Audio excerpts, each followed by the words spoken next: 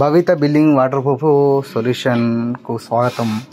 నమస్తే అండి అందరికీ. ఈరోజు ఏంటంటే ఈ బాత్రూంలో 10/8 అయితే బాత్రూమ్ వాటర్ ప్రూఫ్ చేసాము. పాతది అయితే దీనికి లీకేజ్ అవుతూ ఉంటాయి. దీన్ని మంచి పగడబందుతో వాటర్ ప్రూఫ్ చేసేసి దీనికి వాటర్ అనేది టెస్టింగ్ పెట్టాము 25 రోజులు. సో ఇక్కడ అనేది లీకేజ్ అనేది ఎలాంటిది లేదు.